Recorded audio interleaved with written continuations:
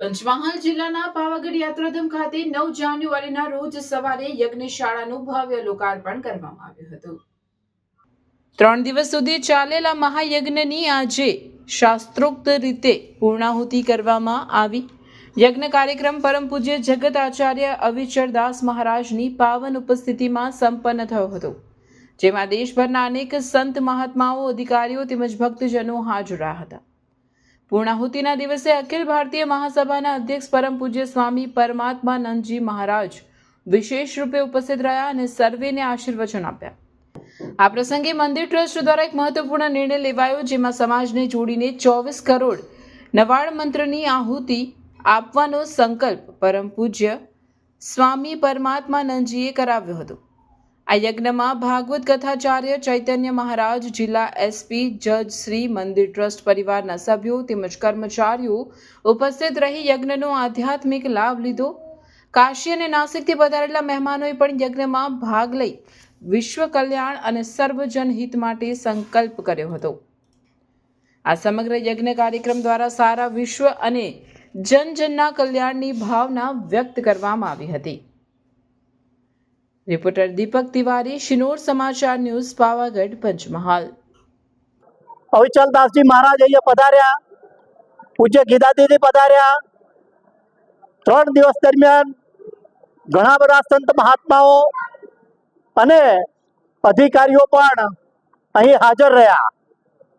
આજે પૂર્ણાહુતિના દિવસે અખિલ ભારતીય આચાર્ય મહાસભાના અધ્યક્ષ પરમ પૂજ્ય સ્વામી પરમાત્માનંદજી આવ્યા, બધાને ખૂબ જ સરસ આશીર્વાદ આપ્યા અને આગામી કાર્યક્રમ એટલે કે ટ્રસ્ટ દ્વારા જે નિર્ણય થયો, સંકલ્પ થયો, 24 કરોડ નવાણ મંત્રની આહુતિ, અને એ આહુતિ સમાજને જોડીને આપવાની, લોકોને ઇન્વોલ્વ કરવાના, લોકોને સાથે લઈને કરવાની, આનો સંકલ્પ પરમ પૂજ્ય સ્વામીજી પરમાત્માનંદજીએ સૌને કરાવ્યો। ભાગવત કથાચાર્ય ચૈતન્ય મહારાજ અહીંયા ઉપસ્થિત રહ્યા।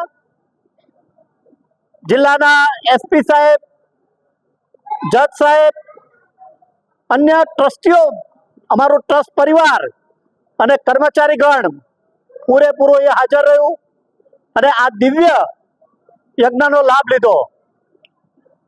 પૂજ્ય ગોડસે ગુરુજી, ઋષિ ગુરુજી, કાશીથી પધારેલા મહેમાન ગુરુજી, નાસિકથી પધારેલા ગુરુજી અને અન્ય સૌ ઋષિઓએ સાથે મળીને આ સુંદર મજાનો યજ્ઞ કર્યો અને એનો લાભ સારા વિશ્વને મળે, દરેક જનજનને મળે, એ જે કલ્પના હતી, લાગે છે કે એ પ્રમાણેની ઉર્જા આજે અહીંયા ઉપસ્થિત થઈ છે, ઊભી થઈ છે।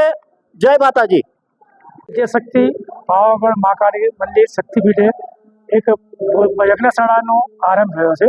યજ્ઞશાળા પૂર્ણ થયેથી એનું લોકાર્પણ કરી 9/1/2026 થી 11/1/2026 સુધી 10 યજ્ઞની આહુતિઓ આપવામાં આવી। જે આહુતિની આજે પૂર્ણાહુતિનો દિવસ હોય, સૂર્યયજ્ઞ કરી અને આજે તેનો પૂર્ણાહુતિ કરે છે અને યજ્ઞશાળામાં દરેક માય ભક્તોએ લાભ લીધો છે।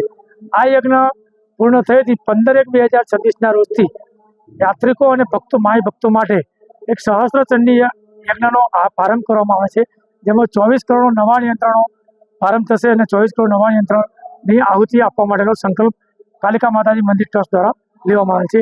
તે મુજબ તમામ માય ભક્તો અને માતાજીને આવનાર યાત્રિકો તેમજ દેશ, ગામના, તાલુકાના, જિલ્લાના, રાજ્યના તેમજ દેશના તમામ માય ભક્તો આ આહુતિ આપવા માટે માતાજીના મંદિરે પધારવા માટે હું મહાકાળી મંદિર ટ્રસ્ટ દ્વારા એક આહવાન કરું છું। તમામ માય ભક્તો આ એક માતાજીના ભગીરથ કાર્યની અંદર ભાગ લે તેવી વિનંતી છે। આજ રોજ પૂર્ણાહુતિનો સમય છે।